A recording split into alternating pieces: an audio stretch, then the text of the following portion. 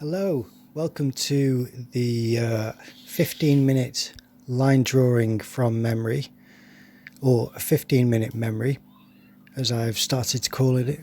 This is based off of a practice mentioned on a podcast called the Draftsmen, and the idea, as I understand it, is to make a line drawing from a recent memory as accurate as possible without using a reference, and to take no more than 15 minutes to from start to finish. And if you make any mistakes, it's best to continue drawing as opposed to correct those mistakes and just to go with it. And the idea behind that, I think, is that you start to learn from the mistakes afterwards and to see how far you can get regardless of any errors. Usually it's not something which is quite as problematic as it may appear at the first making the mark, which is wrong, or just measured, shorter or longer than you would after making the mark. You can see that it's not quite right. There's a lot of that in this drawing. This is of my desk, which was only, 1.5 meters away from me. And the temptation to look up to get any idea of measurements was something to overcome, and I hadn't considered at the time. But it's something where a lot of the measurements on this were wrong, but I still learnt a lot from it regardless. The mistakes are equally as valuable as anything that you get right. I mean, all the things that you get right, the value is only in that you have a picture afterwards that you quite like. Whereas when you make mistakes, you can really remember that next time and act on it, so that even if you take a guess, your guess will be informed by the mistakes that you remember. And if you don't remember those mistakes, you're probably going to repeat them, and I repeat a lot of mistakes that way. So this practice is to try and improve on that. Now, this is me trying to draw the keyboard, and I couldn't remember what the keyboard looked like, but I remembered that there was some misalignment in the keys, so I tried to put that in, and it adds a bit of character to the drawing, even though it's really loose. I mean, obviously I wouldn't draw anything like this if it weren't for this specific practice. I'd try to take a lot more time and effort in hiding all the mistakes I've made so far, and just to avoid making them. But it happens, so it's got benefit in the way of drawing fast, cleaner. Some of these drawings worked out better than others, but even though this one has started off really messy and bad looking at the moment, it's by the end of it I quite like it, because it's got enough details that I really had to force out. It's not easy to just to remember what your desk looks like, and you may look at it every day, but it's just, where do things sit and what does it look like when they're together, and what overlaps something else. So at the moment, I'm trying to remember what the mouse pad looks like, and on reflection I could have done a lot more with the perspective on the mouse pad, but I think I'm just trying to concentrate on the perspective of my of where my position is. And even though there's lots of errors with that, if I try to follow some semblance of consistency in my mind's eye at the time, then I can build from that. Otherwise I'm going to obsess over the things which are inaccurate. And just like that, I'm trying to capitalize on the gap in the line from the monitor in order to create this bottle, which I know that I have certain bottles and jars of things on my desk. It's quite cluttered, so I know that I have the opportunity to do a random arrangement that's somewhat accurate, and that's allowed within this study. But I also know that behind these bottles and jars I have framed pictures that aren't hanging on the wall. They're just small paintings and things which I have from different places that I quite like, and I'm trying to remember what's in that picture. And this is one of those crucial mistakes which in hindsight I would really try to avoid doing things like this, because I spend quite a lot of time trying to remember what happens in the picture, whereas now I think I would do a vague line which would almost look like a landscape, but would try to build some kind of loose composition that I remember being in the painting.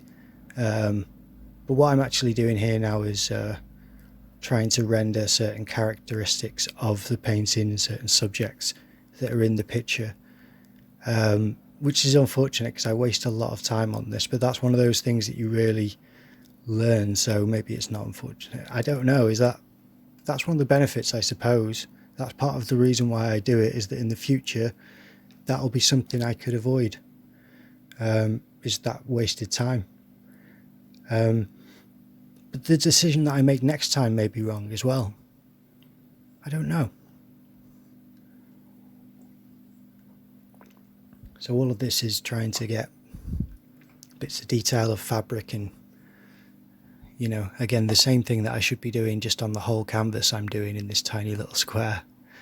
And it's not the only time, because I obviously have a computer monitor there, and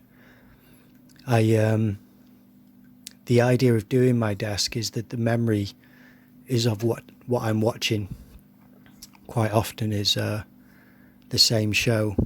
So I try to draw that, but at the moment I'm distracted with the environment still. This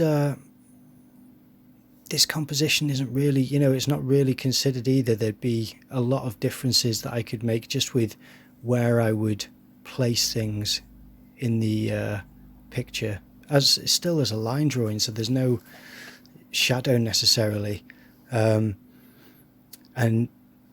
you'd still be able to place things in a much more impactful way with a bit more thought. And I don't know what the I suppose what the outline of the brief for this drawing practice is when it comes to how long you take to think about the memory. I may have to revisit the podcast where I heard about this and see if he mentions it. I don't think he does. This is me trying to draw what I'm watching quite often, see if you can tell what I'm drawing. It's not right. And I realise this as I'm drawing it. I realise that I don't even know what I'm drawing, even though I'm trying to remember what I see. And it's funny, without reference, it's funny how close you can get and how far away you are from what you see. And again, it's one of the many things that I think you learn from this. Now, I wonder whether that could be considered shadow in this here, where I'm colouring in the hair. And I say colouring in, I'm trying to keep it to line, but it's still adding tone. I wonder if that's considered shading, or if that could be line. That certainly looks like shading, and I didn't intend for the line to be that fat, but that's how it turned out. Again, I'm wasting a lot of time trying to remember anything from this kind of memory, where I could put something in for the background that seems reasonable, that I've seen. And thankfully, when I watched the show again, something not too dissimilar from this background happened. And I'm not sure if that's where this came from, or whether it was just a lucky guess, because obviously it's not unique enough to be specifically from an episode that I was referencing. But I think I may have just got lucky there. I'm not sure. But obviously it's a very basic background, but it's something which I thought, things like this happen. When it comes to drawing the desk, there's still a lot of space left to go, and I only have something about like 5 minutes or so left. So because I'm not checking a timer either, this 15-minute what would you call it, kind of limit that you've got, I've not got a great system for keeping an eye on it yet. But it's a bit more spontaneous when I do it. I must admit, I get kind of slightly anxious before doing it, because I think if I make a mess of this, and I go through the trouble of setting up to film it. I don't know, I suppose I'm worried about that being really frustrating, and it can be quite uninspiring to see your limitations just unfold before you. But there we go, that's something that's part of the benefit as well, is that you're seeing how bad of a drawing this is, and it's, for several reasons, but its benefits are to try and help this amount of time be better utilised in the future. This is me trying to figure out the perspective on the desk, which is quite important. And I don't mind this too much. I don't know how accurate that is. I'm sure I could have done much more sharp perspective line, but I do it to the extent that I think I can try and stretch the desk across the canvas, which is obviously cardboard on this occasion. And I start to think about where the speaker is next to the monitor and how much desk space I've still got left between, the speaker and the bottom left-hand corner. And this is all quite a cluttered desk, so I start to pile in certain things that I know are there, and I have got stacked sketchbooks and just books for research for university, and notebooks and things. So these are all details which again are fairly just generic things that aren't necessarily in the right order or resembling certain books, but there will be a memory that I have seen this. I know this is something like what's on my desk, but this is again makes you look closer at the things around you and make the drawings more well observed. It's funny because I do quite a lot of drawing from imagination, and I find it much easier to imagine things that don't exist or that just have no direct correlation with something that exists that I can, immediately tell you. There'll certainly be a lot of, things influencing on my drawings from imagination, but I won't know exactly what I'm tapping into at the time. Whereas with this, because I'm trying to be fairly accurate with what I'm creating in my memory. Some of this is blocking now. This is the things in between where the books are stacked. Because there's space in between these stacks of books, I have things like headphones, and that's what I'm trying to draw at the moment, is headphone wires and things. And I don't know, bits of pens and bits of pencil sharpeners, and I don't know what else, all types of objects that they look strange because they're obscured by the stacks of books. So some of this is things which I couldn't even tell you what it is.